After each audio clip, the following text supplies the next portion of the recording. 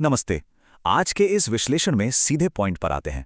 अगर creative skills से दुनिया भर के कस्टमर्स तक पहुंचकर एक पैसिव इनकम स्ट्रीम बनानी है तो ये चर्चा आपके लिए ही है। आज हम एक क्लियर और बिल्कुल रियलिस्टिक रोड मैप एक्सप्लोर करने वाले हैं कि कैसे इंडियन क्रिएटर्स एटसी पर ग्लोबल सक्सेस हासिल कर सकते हैं। तो चलिए इस एक्साइटिंग सफर की शुरुआत करते हैं। आज के इस विश्लेषण में हम 6 मुख्य बातों पर फोकस करेंगे। ग्लोबल मार्केट का इंट्रोडक्शन, इंडियन सेलर्स की बेसिक ज़रूरतें, प्लेटफॉर्म पर क्या बेचना सही रहेगा, सक्सेस के लिए कुछ प्रूवन टिप्स, इनकम और फीस की रियलिटी, और आखिर में ज़ीरो इन्वेस्टमेंट से शुरुआत कैसे की जाए। ये एक स्टेप बाय स्टेप गाइड होगी। तो सबसे पहले बात करते हैं इस ग्लोबल मार्केट की। आखिर ये मैसिव प्लेटफॉर्म इंडिपेंडेंट सेलर्स के लिए हकीकत में क्या मायने रखता है? देखिए, एटसी कोई आम वेबसाइट नहीं है। ये एक इंटरनेशनल मार्केटप्लेस है जहां हैंडमेड, डिजिटल और विंटेज आइटम्स बेचे जाते हैं। इसको एक पावरफुल ब्रिज की तरह समझिए जो लोकल आर्टिस्ट्री और डिजिटल फाइल्स को सीधे दुनिया भर के बायर से जोड़ता है।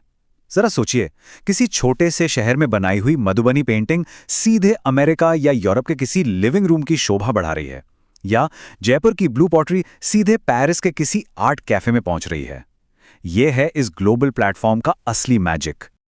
लेकिन यहाँ एक अहम सवाल आता है, इस ग्लोबल मार्केट में एंट्री लेने के लिए एक इंडियन सेलर को क्या-क्या चाहिए? आइए देखते हैं। लॉजिस्टिक्स थोड़ी ट्रिकी लग सकते हैं, पर एक्चुअली बहुत सिंपल है। शुरुआत करने के लिए बस 3 जरूरी चीजें चाहिए: एक बैंक अकाउंट, एक वैलिड आईडी प्रूफ और सबसे अहम, एक पियोनियर अकाउंट। देखिए, क्योंकि एटसी इंडिया में डायरेक्ट पेमेंट सपोर्ट नहीं करता, इसलिए पियोनियर अकाउंट बनाना इंटरनेशनल अर्निंग्स को सेफली लोकल बैंक तक पहुंचाने का लिटरली सबसे क्रूशियल जरिया है। इसके बिना आगे बढ़ना लगभग नामुमकिन है। ओके, तो अकाउंट का सेटअप हो गया। अब दिमाग में सबसे बड़ा सवाल आता है, बेचें तो आखिर क्या बेचें? यहां आपके पास 2 क्लियर रास्ते हैं। एक तरफ है हैंडमेड प्रोडक्ट्स जैसे ज्वेलरी, एम्ब्रॉयडरी या पॉटरी। ये एक्टिव इनकम है, मतलब हर नए ऑर्डर पर नई मेहनत, रॉ मटेरियल और शिपिंग का झंझट। दूसरी तरफ आते हैं डिजिटल प्रोडक्ट्स जैसे प्रिंटेबल टेम्पलेट्स, कैनवा टेम्पलेट्स या ई बुक्स। ये प्योर पैसिव इनकम का स्रोत हैं, यानी एक बार बनाइए और सोते हुए भी पैसे कमाइए। बिना किसी फिजिकल इन्वेंट्री की टेंशन के एंडलेसली सेल करने के लिए डिजिटल प्रोडक्ट्स एक सच्चा गेम चेंजर हैं। अगर आर्ट या फोटोग्राफी में इंटरेस्ट है तो भी यहाँ कमाल का स्कोप है। Digital illustrations, water colour paintings, custom portraits, stock photos और टेक्सचर पैक्स की दुनिया भर में मैसिव डिमांड है। सबसे बेस्ट पार्ट पता है क्या है?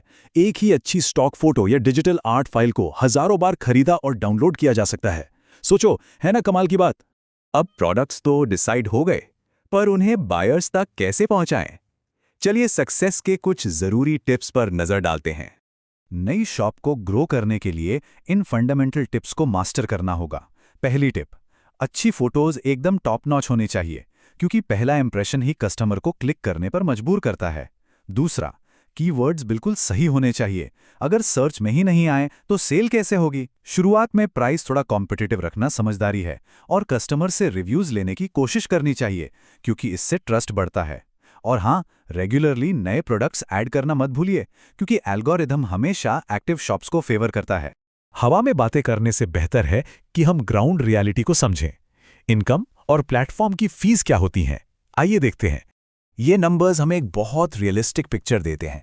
एक बिगिनर जिसे शुरू किए हुए 0 से 6 महीने हुए हैं, वो लगभग 2000 से 10,000 रुपये मंथली एक्सपेक्ट कर सकता है।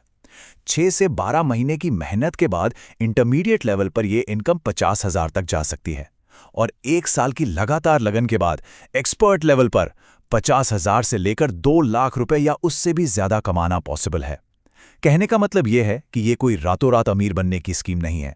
यह एक प्रोग्रेसिव जर्नी है जहां सब्र और स्ट्रैटेजी दोनों चाहिए। अब जरा एक और अहम फिगर देखते हैं, $0.20, यानी लगभग 16 से 17 रुपए। यह प्लेटफॉर्म की लिस्टिंग फी है पर प्रोडक्ट। एक नया प्रोडक्ट स्टोर पर डिस्प्ले करने के लिए यह छोटी सी अपफ्रंट अमाउंट देनी ही होती है।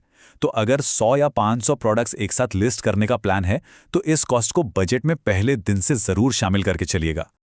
और ध्यान रहे, बात सिर्फ लिस्टिंग फी पर खत्म नहीं होती। लिस्टिंग फी के अलावा हर सेल्स पर लगभग 6.5% की ट्रांजैक्शन फी लगती है, और पेमेंट प्रोसेसिंग फी करीब 3% होती है। फाइनल प्रॉफिट मार्जिन कैलकुलेट करते वक्त इन तीनों फीस को ध्यान में रखना एब्सोल्युटली नेसेसरी है। वरना आपको लगेगा कि प्रॉफिट हो रहा है पर रियलिटी कुछ और ही होगी। अब आते हैं इस चर्चा के सबसे एक्साइटिंग हिस्से पर। क्या यह सब बिना किसी इन्वेस्टमेंट के शुरू किया जा सकता है? बिल्कुल।